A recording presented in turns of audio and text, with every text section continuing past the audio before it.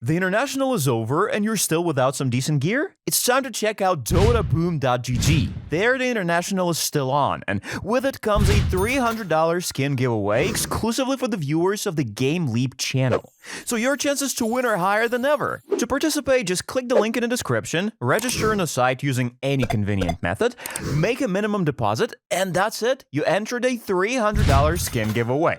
And all that's left to do is click the link below the video, go to the Google form, and paste the link to your DotaBoom.gg profile. And wait for the results on November 15th on the DotaBoom.gg Telegram channel. Moreover, all new users can get 50 cents for registering an account and use them to open a case completely free of charge. Just make sure to use this promo code, get a bonus of 5% on your deposit, and participate in the $300 skin giveaway exclusively for the viewers of the Game Leap channel.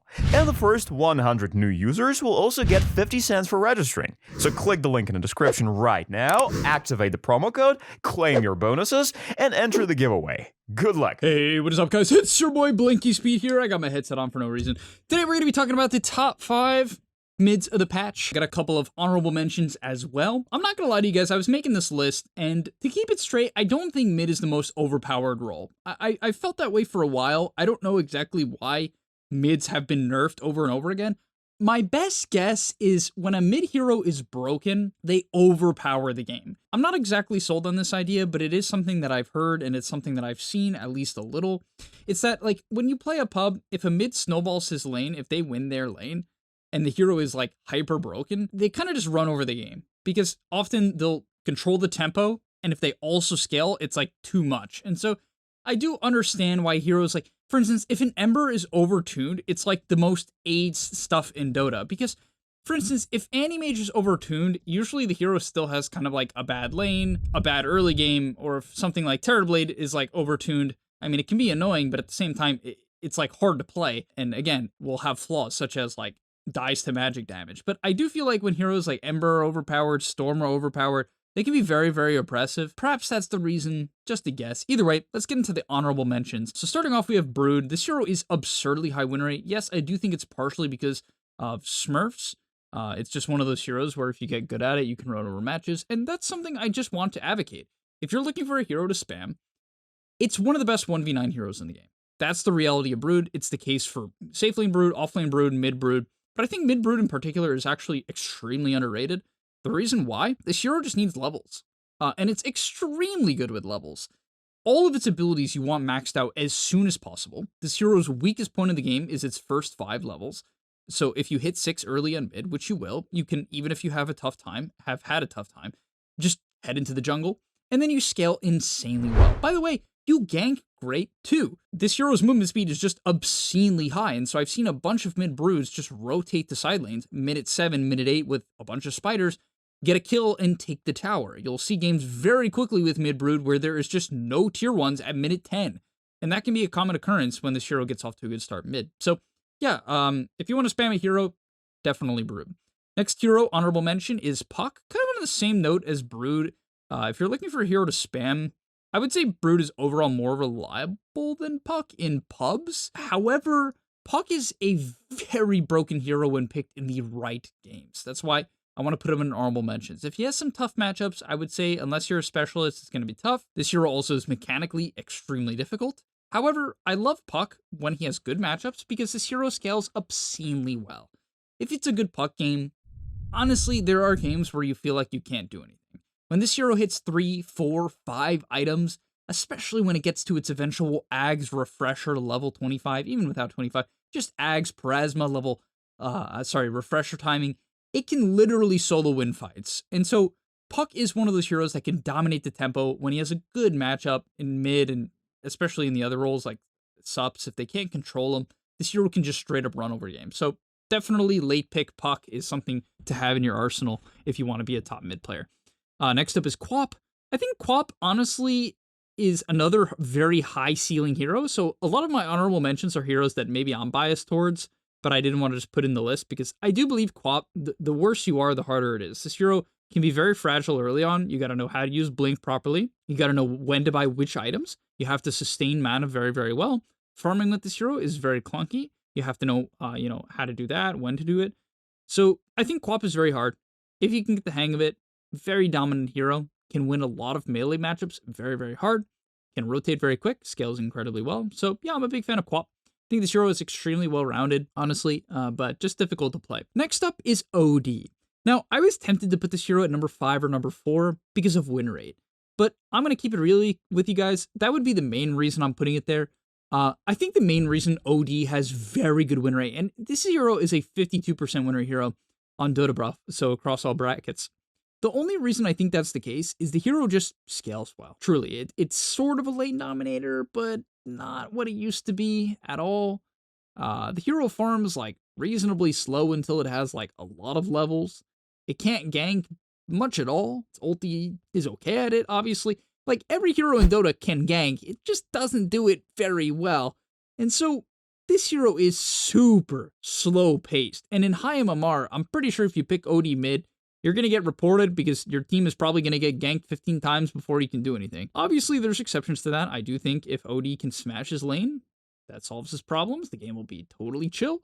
But if that doesn't happen, I wouldn't recommend it. However, this hero's scaling, its late game, is still obscene. It's always been the case in Dota's history. And to be honest, at the end of the day, if you want to win pubs, you should generally pick heroes that are good at minute 30 to 35 and past that. Okay, coming in at number 5, we have Void Spirit. So I think Void Spirit of all the tempo mids is one of the most reliable. The reason why I feel that way is mainly this Vessel build. Now, there's a couple of other heroes that are starting to buy Vessel. Notably, Ember Spirits are also starting to buy Vessel in high MMR, and I actually am a big fan of that build, and I wanted to even put it in honorable mentions. I think Ember Spirit, when played with Max Flame Guard and Chain Gang, is actually very, very good, especially with Vessel. You can play super high tempo, and the stats are great. Now, getting back to Void Spirit, it's kind of the same. This hero is just very, very nice tempo with Vessel. Obviously, there's a whole bunch of builds you can go, but I think the main one that I love is Vessel. My biggest issue with Void Spirit as a hero is that it lacks early game damage. Very frequently, you'll go on a hero, and you just can't kill them. Like, you just kind of lack that extra bit of oomph that certain mid heroes have at finishing kills. And so, yeah, I think Vessel is super great in the early game, mainly because it shuts down Magic Wand, right? When you're going on someone and they're about to die, they're going to click Wand, and they're not going to get much of any value out of it. And that basically means that you have an extra 250 to 300 damage nuke when going on people in the early game. It's really hard to stress how important it is to shut down Wand, Magic Wand, with Spirit Vessel in the early game. It's comically good. And so, yeah, it actually just makes the item very viable. Other than that, yeah, the hero's laning stage, super solid. What it does in the game, super solid. Kills waves, generally very safely, hard to kill. Scales naturally quite well, right? Its Ags is a great team fight ability, and you can eventually even transition into right click. And also, the hero just naturally scales well because it's universal. Okay, next up is Necro, bit cheesy. I think this hero is kind of similar to OD, where the higher you go, the more you get punished for your greed. However, I think Necro as a whole is a much better lane dominator and much more stable than OD. The hero can kill, I would say, more reliably than OD. Its lane domination is much more pronounced, I would say, in the good matchups, and I would say it even can do well in certain range matchups. They've also buffed this hero a good amount. They did technically nerf it in the recent patch with the E-Blade BKB change. However, I don't think it's the end of the world. It is substantial, I will admit. I thought about this. I'm like, Necro with no BKB, kind of sad, because you don't really want to buy a BKB now, but if you're good, you probably should still in a lot of cases, because magic damage kind of kills Necro. It sort of is problem for the hero. However, I love Radiance on this hero. I think at the end of the day, this Radiance Necro is just very good. I will say it, and I think I said it in the carry video, if I'm not mistaken.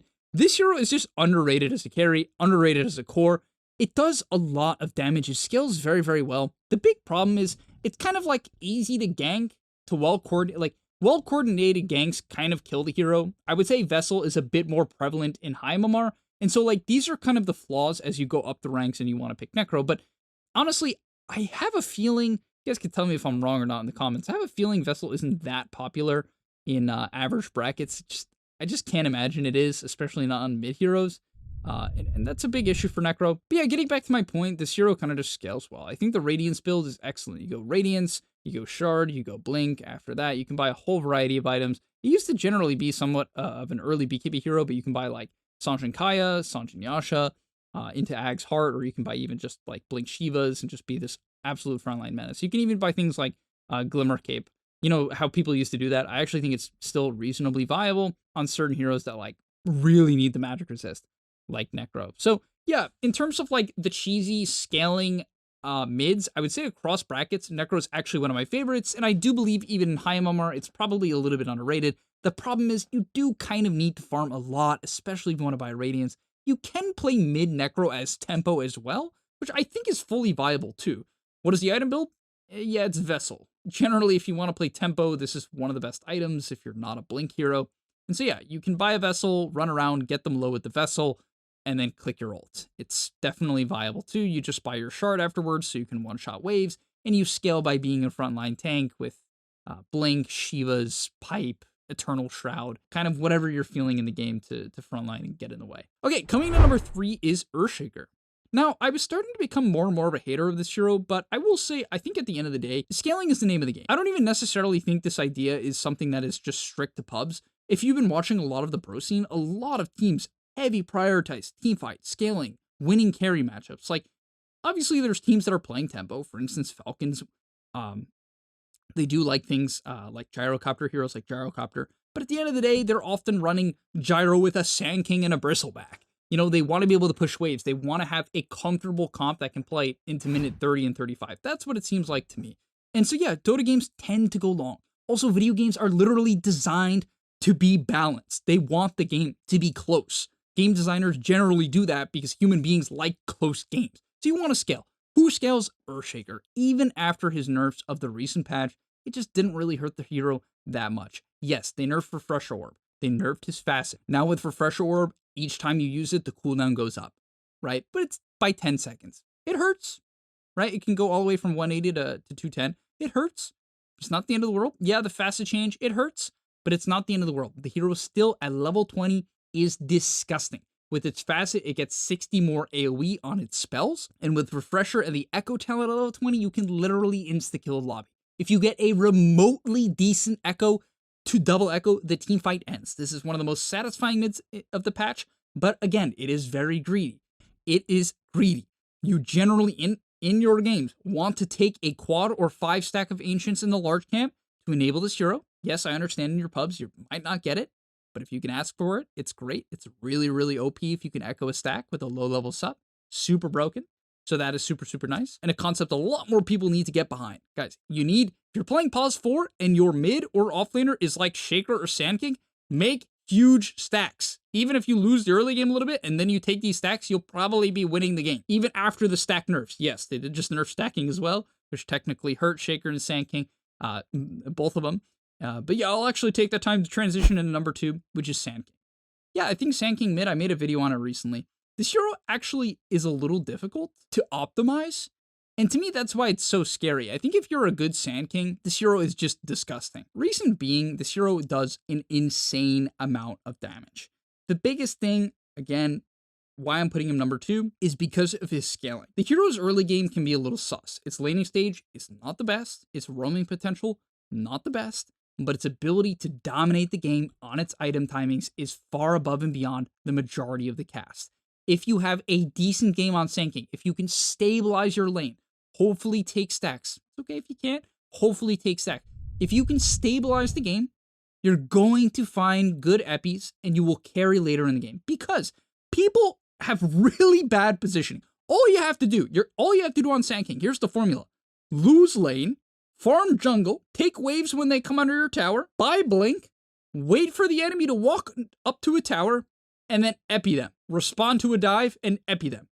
Then buy your, whatever. Basically, it's blink Ags, BKB, after BKB, Shivas, after Shivas, Refresher. And then when you have these items and your talents, which this hero has some of the most broken talents in the game, it has Burrow Strike cast range at level 15, so you can literally stun like across the screen, which is really good when you're trying to hit multi-man stuns and enable the epicenter. At level 20, you have radius increase on your epi. And then at 25, you have pulses, which has direct synergy with your 20 talent. And so basically this hero is BS when it comes to scaling. Yes, again, they nerf Refresher. It was to, literally hit heroes like Sand King and Shaker very hard. There's some other examples like Primal Beast. There's a few others too. I guess like Puck is sort of an example, but yeah, I still think even with these nerfs, the hero is just an excellent, excellent pub hero, especially if you can just stay calm the early game. Yeah, it's going to be a little tough sometimes. Farm it up, respond to a dive, buy your axe, After that, buy a BKB, then a Shiva's, then a Refresher, and go kill them all. Even if you miss your stun completely, you'll probably kill them all. And yeah, that's why he's at number 2. But coming in at number 1, I actually feel pretty confident about this hero being at number 1. I actually feel pretty confident putting Leshrac here. Now, there's a couple reasons why. Number 1, and one of my favorite things about the hero is the stability, especially across brackets. I think this hero is definitely one of the best laners mid. It's extremely stable. It just has a range creep secure, very low cooldown range creep secure, can push the wave very quickly, has big threat if you try to contest him on the runes. His misanthropy facet, which makes Diabolic Edict a 6-second duration, but like basically insta-kill people, is really broken on the runes, so it's super hard like to contest this hero on runes. And it's also a nice thing. If you go mid, let's say you decide to gank mid. Let's say you're Herald, and you're like, I'm going to go mid. You're probably going to have kill threat. And that's actually great. It's one of my favorite things about when I have a Lesh on my team. There's just going to be kill threat. No matter what the game state is, if I stun a guy next to this guy, they're just insta-dead. And it's really nice. It's really nice. If you stun someone next to Lesh, he's going to click W. Maybe he'll have stun skilled. Maybe he won't. A lot of Leshes don't even skill this shit to like level 8. You'll probably get a kill. That's great. So pretty stable early game, very stable laning stage, very few bad matchups, hard to get counterpicked and just run over in 20 minutes. Next, his Blink Dagger timing. So the main build that people are doing nowadays is literally Mana Boots, Wand, like Raindrops. Obviously you have a bottle before that, then Blink, and you just go around blinking on people, exploding them. On top of that, the hero scaling is very good. It's one of those mids that can have a stable lane, play tempo in the mid game, and then if the game slows down, you can farm and you can scale. So to me, it's just one of those very well-rounded heroes. It has like a super nice like chart of like you can do anything and it's probably going to be okay. Want to AFK farm? It's probably okay. You want to play really fast? It's probably okay. You want to play into like Huskar? It's probably okay. You want to play in Ember? It's probably okay. It's just one of those heroes that it's just super reliable. It's a little hard to play. I will admit, the lower MMR you go, the less I would say you rate this hero as number 1, but it's still up there. I would say even if you're 0 MMR, which most of you guys are, it's probably still a decent hero, like number 5 or like number 7, 6, okay? Somewhere around there. In terms of the scaling, I would say a lot of it just comes down to the fact that this hero has super solid talents. It has damage reduction at level 15, it has armor at 10, which you can take, so you're a bit tankier. At level 20, you get Pulse Nova damage, or Diabolic Edict hits an additional target, which I would say is a bit inconsistent, so generally you lean towards Pulse Nova damage, but you have that. And then from there, you also have Diabolic Edict Explosions, which is insane with your W, and the Misanthropy facet. Yeah, and in terms of items, the hero just has like a lot of natural items. It's just like Blink into Kaya, BKB after that, then you can upgrade your Kaya, or you can buy a Shiva's. Then after Shiva's, you kind of just buy like Hex if you need a Hex, or you can buy Refresher Orb, right? Just get in there. Or you can buy Bloodstone and just be like an absolute menace on the front line. I even think Glightbeer is like a very still good item on this hero. Some people even rush Atos, which I do think is pretty viable in some games. However, Blink First with the facet is just a bit too good. And so yeah, I feel pretty confident that Leshrac is probably the best mid of the patch overall. I don't think it's like far above and beyond where I think with the carry tier list, I was like super confident even just like before I even looked at the heroes. I'm like, yeah, I'm going to put Jug. Like I felt pretty confident that across all brackets, like Jug is one of the best. And so, yeah, Leshrac, number 1. Thank you guys so much for watching. If you do disagree, which you almost certainly do, I'll see you in the comment section down below. And I'm out. Peace.